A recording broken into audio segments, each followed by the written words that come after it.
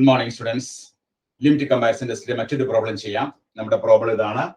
Sigma k equal to 1 to infinity 4k cube minus 6k plus 5 divided by 8 into k raised 7 plus k minus h. ഈ series converge ആണോ diverge ആണോ എന്ന് check ചെയ്യണം. അപ്പോൾ നമ്മൾ ഇതിന്റെ ലിമിറ്റ് കമ്പാരിസൺ ടെസ്റ്റ് ഉപയോഗിച്ചിട്ടാണ് നമ്മൾ ഈ പ്രോബ്ലം ചെയ്യാൻ പോകുന്നത്. അപ്പോൾ അതിന്റെ വർക്കിംഗ് പ്രൊസീജിയർ എന്തൊക്കെയാണ്? തന്നിരിക്കുന്ന സീരീസിനെ സിഗ്മ എ കെ എന്ന് എടുക്കുക. ഇനി അതിൽ നിന്ന് ഒരു പുതിയ സീരീസ് സിഗ്മ ബി കെ നമ്മൾ ഫോം ചെയ്യുക. മൂന്നാമത്തെ പോയിന്റ് എന്താണ്? പുതിയതായി ഫോം ചെയ്യുന്ന ബി കെ എന്ന സീരീസ് കൺവെർജ് ആണോ ഡൈവർജ് ആണോ എന്ന് ചെക്ക് ചെയ്യുക. നാലാമത്തെ പോയിന്റ് എന്താണ്? റോ കാൽക്കുലേറ്റ് ചെയ്യുക. റോ കാൽക്കുലേറ്റിന്റെ ഫോർമുല എന്താണ്? Limit K tends to infinity A K by B K. അഞ്ചാമത്തെ പോയിന്റ് എന്താണ്?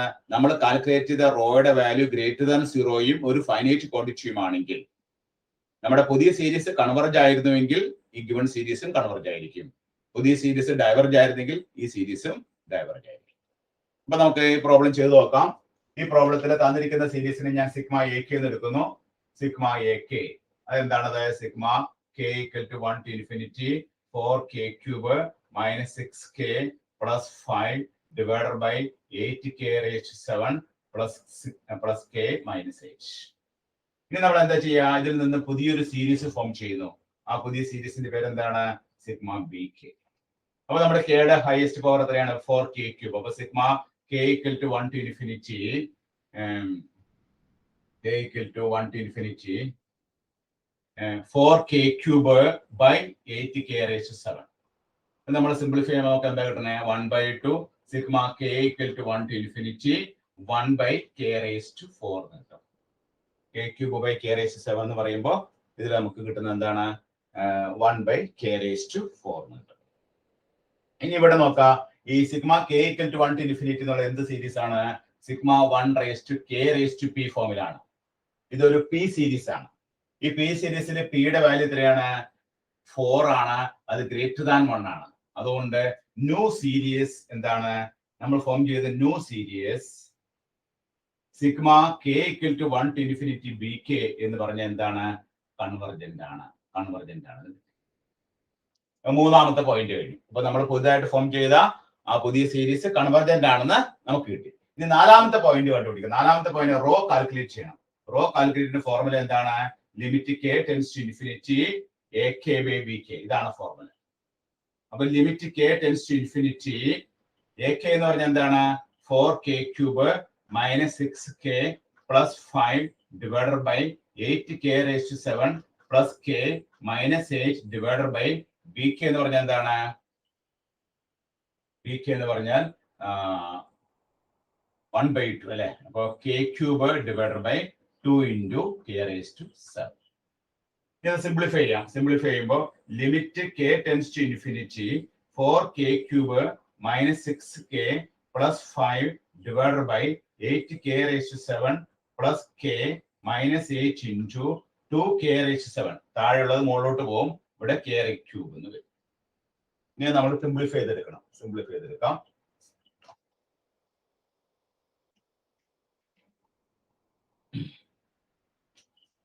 ഇവിടെ നമ്മൾ എന്തെങ്കിലും സിംപ്ലിഫൈ ചെയ്യാനായിട്ട് limit K tends to infinity ന്യൂമറേറ്ററിൽ നിന്ന് എന്ത് പുറത്തെടുക്കാം? നമുക്ക് ഇവിടെ നമുക്ക് കെ ക്യൂബ് പുറത്തെടുക്കാം.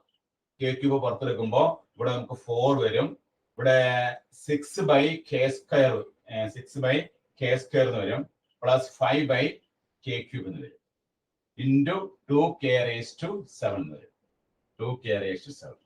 ഇനി ഡിനോമിനേറ്ററിൽ ഇതുപോലെ തന്നെ നോക്കാം. ഡിനോമിനേറ്ററിൽ എന്താണ്? നമുക്ക് 8 പുറത്തെടുക്കാൻ പാടില്ലേ? ഇവിടെ 8 പുറത്തെടുക്കുന്നു. പുറത്തെടുക്കും 8 നമുക്ക് k raised 7 പുറത്തെടുക്കുന്നു. അപ്പൊ നമുക്ക് ഇവിടെ 8 വരും. രണ്ടാമത്തേല് 1/k നിന്ന് k raised 6 വരും. മൈനസ് 8/k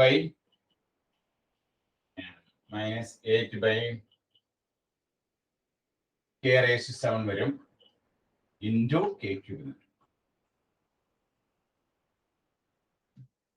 അപ്പൊ നമ്മുടെ ന്യൂമറേറ്ററിൽ നിന്ന് എന്താണ് പുറത്തെടുത്തത്? കെ ക്യൂബ് പുറത്തെടുത്തപ്പോ ഇവിടെ 4 വന്നു. ഇവിടെ 6/k² വന്നു. ഇവിടെ 5/k ക്യൂബ് വന്നു. പിന്നെ ഇവിടെ 2 into k raised 7 ഉണ്ട്. 2 into k raised 7. ഇനി ഡിനോമിനേറ്ററിൽ എന്താണ് ഞാൻ പുറത്തെടുത്തത്? k raised 7 പുറത്തെടുത്തു. അപ്പൊ 8 plus 1/k raised 6 minus 8/k raised 7 into k cube. ഈ k ക്യൂബും k cube into k raise 7ഉം കെ റേസ് 7 ഇൻറ്റു കെ ക്യൂബും കൂടി കട്ട് ചെയ്ത് കളയാണ്. ബാക്കി ഇവിടെ എന്തെന്ന് നോക്കാം. ഇവിടെ നമുക്ക് കെക്ക് ഇൻഫിനിറ്റി കൊടുക്കുമ്പോൾ 6/k² എന്തായി പോകും? 0 ആയി പോകും. 5/k³ എന്താവും? 0 ആയി പോകും. അതുപോലെ തന്നെ 1/k6 0 ആയി പോകും. 8/k7 0 ആയി പോകും. ബാക്കി നമുക്ക് ന്യൂമറേറ്ററിൽ എന്താണുള്ളത്? ന്യൂമറേറ്ററിൽ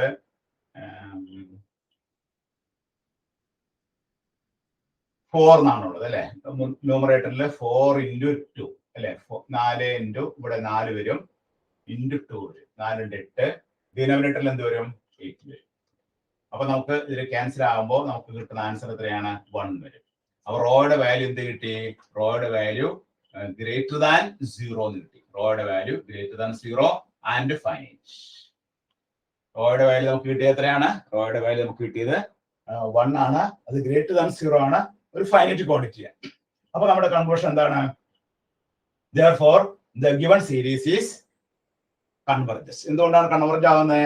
നമ്മൾ കണ്ടുപിടിച്ച പുതിയ സീരീസ് കൺവെർജ് ആണെന്ന് പറഞ്ഞിട്ടുണ്ട്. നമ്മൾ കണ്ടുപിടിച്ച പുതിയ സീരീസ് കൺവെർജ് ആണെന്ന് ഓൾറെഡി നമ്മൾ പറഞ്ഞിട്ടുണ്ട്.